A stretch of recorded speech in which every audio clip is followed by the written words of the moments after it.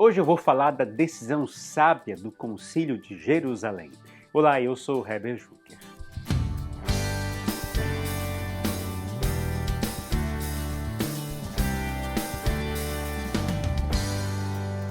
Eu falei na devocional anterior da defesa de Pedro no Concílio de Jerusalém. E hoje veremos que outros também falaram. O versículo 12 fala do testemunho de Paulo e Barnabé. Olha só o que diz.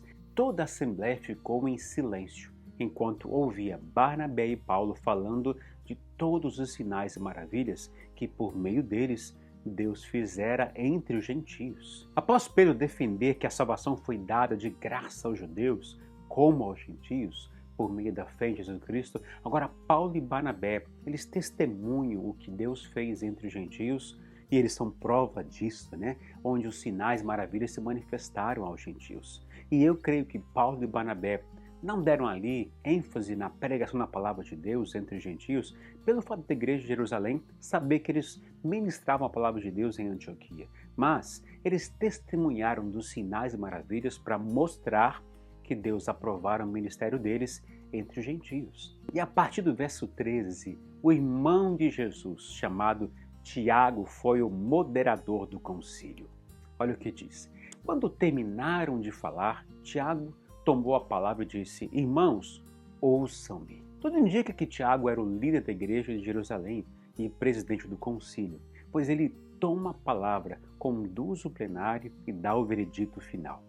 Os versículos 14 a 21 relatam que Tiago referenda a defesa de Pedro e os testemunhos de Paulo e Barnabé. Ele disse que os testemunhos comprovam o que as Escrituras já diziam. E, portanto, julgo que não devemos pôr dificuldades aos gentios que estão se convertendo a Deus. Ele está dizendo com isso que o povo de Deus não era somente os judeus, mas que Deus escolheu dentre todos os povos um povo para si. E isto é uma mudança de mentalidade radical para os judeus. E Tiago, pelo visto, acolhendo o parecer favorável de todos, traz a decisão final e unânime do concílio, que os gentios estavam desobrigados do rito da circuncisão como elemento necessário para a salvação. Contudo, eles deveriam se abster de comida contaminada pelos ídolos, da imoralidade sexual, da carne de animais estrangulados e do sangue. Mas por que seguir essas regras? O objetivo de abster-se dessas coisas era para não criar barreiras no relacionamento com os crentes judeus. Era para não prejudicar a comunhão com os irmãos judeus. O autor John Stott defende que essas 4 regras estão ligadas aos cerimoniais estabelecidos no texto de Levíticos 17 e 18.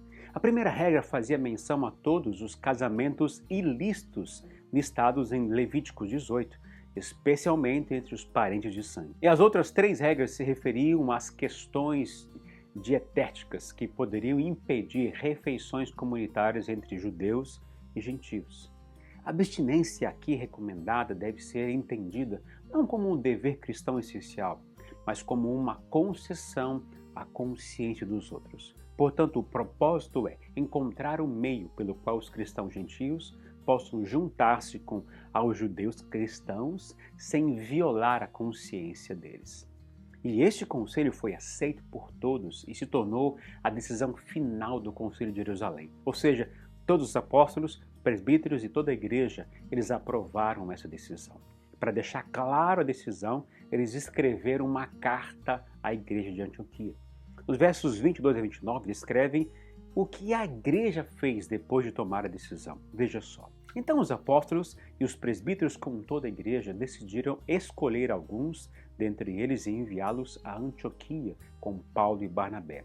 Escolheram Judas, chamado Barsabás, e Silas, 2 líderes entre os irmãos. Com eles enviaram a seguinte carta: Irmãos apóstolos e presbíteros, aos cristãos gentios que estão em Antioquia, na Síria e na Cilícia. Saudações. Soubemos que alguns saíram de nosso meio sem nossa autorização e os perturbaram, transtornando suas mentes com o que disseram. Assim, concordamos todos em escolher alguns homens e enviá-los a vocês com nossos amados irmãos Paulo e Barnabé, homens que têm arriscado a vida pelo nome de nosso Senhor Jesus Cristo. Portanto, estamos enviando Judas e Silas para confirmarem verbalmente o que estamos escrevendo. Pareceu bem ao Espírito Santo e a nós não impor a vocês nada além das seguintes exigências necessárias: abster-se de comida sacrificada aos ídolos, do sangue da carne de animais estrangulados e da imoralidade sexual.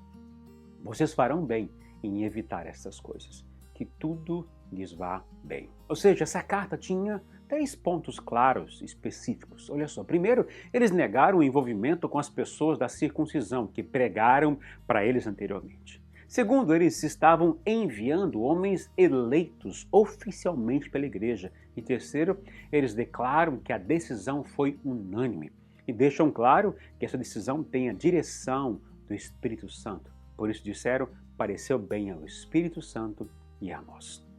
O Concílio de Jerusalém confirmou a verdade do Evangelho da Graça e a vitória do amor ao preservar a comunhão por meio das regras. Regras essas que foram exclusivas para aquela época e naquele contexto, pois depois que a Igreja do Senhor se tornou mais gentílica e menos judaica, essas regras perderam sua importância. Nos versículos 30 a 35 dizem que Paulo e Barnabé retornam a Antioquia juntamente com os eleitos, Silas e Judas, chamado Barsabás. E os irmãos da igreja leram a carta e se alegraram com a sua animadora mensagem. Esses irmãos permaneceram ali por algum tempo, fortalecendo a igreja do Senhor. E depois dos 2 enviados a Antioquia, Judas retorna a Jerusalém, mas Silas permanece em Antioquia e mais tarde se torna companheiro de viagem missionária de Paulo. Esse devocional deixa uma mensagem clara para mim, que não podemos negociar a verdade do Evangelho de Jesus.